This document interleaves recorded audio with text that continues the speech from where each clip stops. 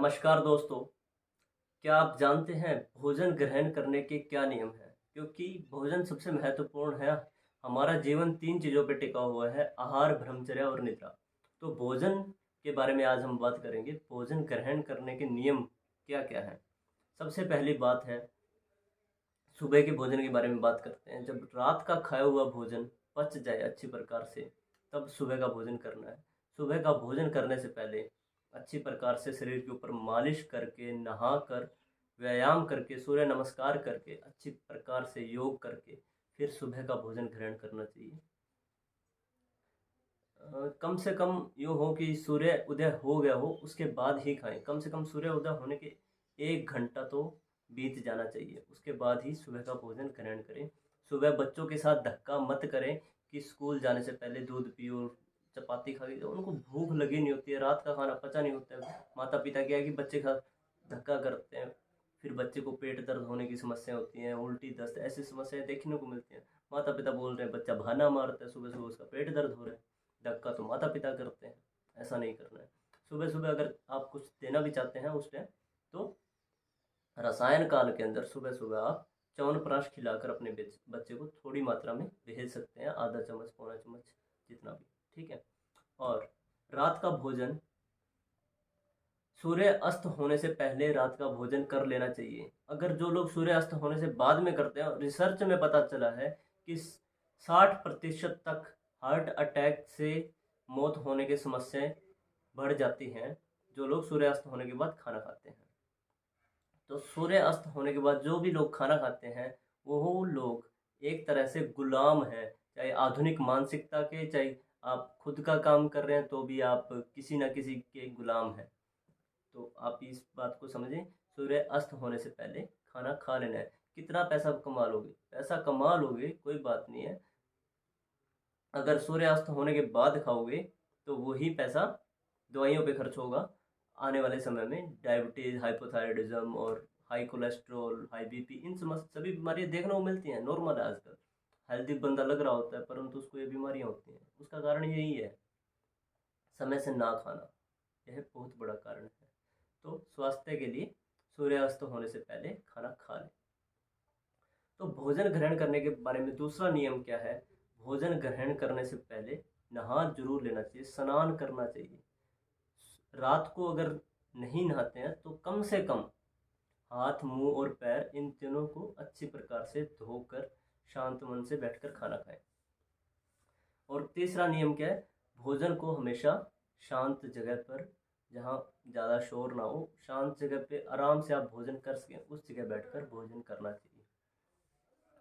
और दूसरी बात, भोजन को हमेशा गर्म, उष्ण होना चाहिए, गर्म ताज़ा बना हुआ होना चाहिए। गर्म का मतलब ये नहीं कि आप फ्रिज से निकाल कर गर्म करके खा रहे हैं, तो वो तो विष है। ऐसा माना गया है, कहा गया है, शास्त्रों में कहा गया है कि एक बार बने हुए भोजन को अगर आप दोबारा गर्म करके खाते हैं तो एक विष की तरह काम करता है। तो दोबारा गर्म करके नहीं खाना चाहिए, फ्रिज में रखा हो चाहे ना रखा हो। फ्रिज में रखना तो बहुत गलत है, परंतु दोबारा गर्म करना भी एक विष की तरह है। एक बार गर्म कर लिया, एक बार बना लिया, तो उसे ग्रहण करें, उसे दोबारा गर्म नहीं करना चाहिए। इसके बाद का नियम क्या है कि स्निग्ध होना चाहिए। सरसों का तेल, गाय का घी, ये उसके अंदर डला हुआ होना चाहिए। अब कुछ लोग क्या है कि कच्चे ही खा रहे हैं, पालक कच्चा खा रहे हैं। मतलब कच्चा पालक पचता ही नहीं है, 14 घंटों में पका हुआ पालक पचता है। कच्चा पालक तो पता नहीं कितने टाइम में पचेगा। तो पका कर खाइए। कच्चा ऐसे एक्टर्स को देख देख के मत सीखिए कि वो कच्चा खा रहे हैं, ये कर रहे हैं, वो कर रहे हैं। बहुत गलत भ्रांतियाँ फैलाई गई हैं ऐसी। पका कर ही खाइए खाना, और उष्ण होना चाहिए, स्निग्ध होना चाहिए, सरसों का तेल या फिर घी डला होना चाहिए। पालक के बारे में स्पेशल बताया जाता है कि उसके अंदर पालक को सरसों का तड़का लगा होना चाहिए, सरसों के तेल का तड़का लगा होना चाहिए, तभी है जल्दी से पचेगा। उसके बाद के नियम क्या है? मात्रा पूर्वक आहार करना है। जितना आपको भूख लगी है उस उतना ही खाना खाइए, मात्रा पूर्वक भोजन करना चाहिए। तो क्या बोला गया है? मात्रा पूर्वक भोजन करने से वात, पित्त, कफ तीनों दोष साम्य अवस्था में रहते हैं। और सबसे बड़ा नियम यही है कि भोजन पहले का किया हुआ भोजन अगर पच जाए तो ही भोजन करें। अगर ना भोजन पचा हो पहले का किया हुआ, तो क्या करना है, तो भोजन नहीं करना है। और दूसरा क्या आप तरीका अपना सकते हैं, 2 गिलास लीजिए पानी के, उसे गर्म कीजिए, और जब वो 1/4 रह जाए, 1/4 चौथा हिस्सा उसका बच जाए, तो उस पानी का ग्रहण कीजिए।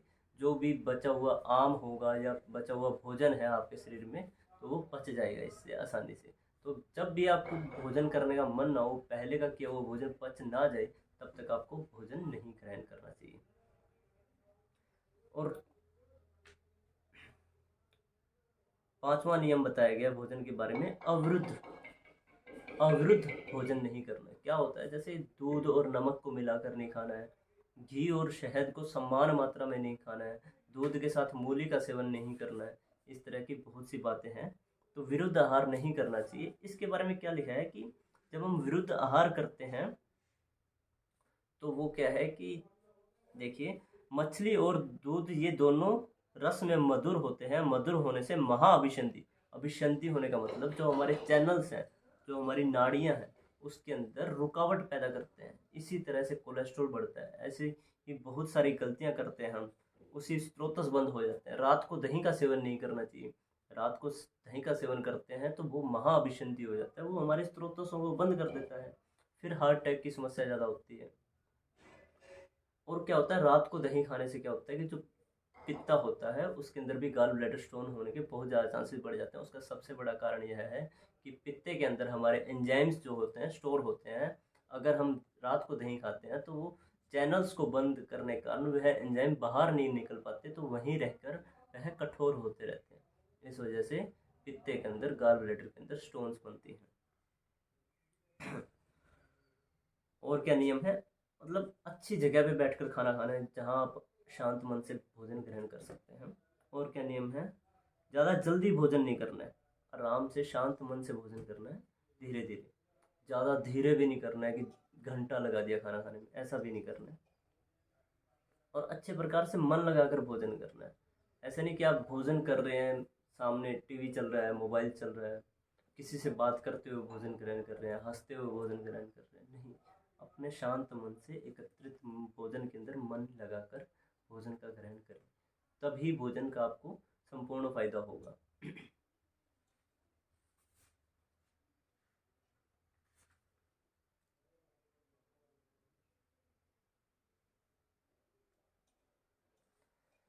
अब एक बात मैं जो आपको बताना चाहता हूँ कि भोजन के पच जाने पर खाते हुए दोषों के अपने स्थान में रहने पर, अग्नि के प्रदीप्त होने पर, पहले का भोजन पच जाए, अग्नि का प्रदीप्त होने पर, भोजन की इच्छा होने पर भोजन करना चाहिए, स्त्रोत्सों के मुख खुल जाने पर।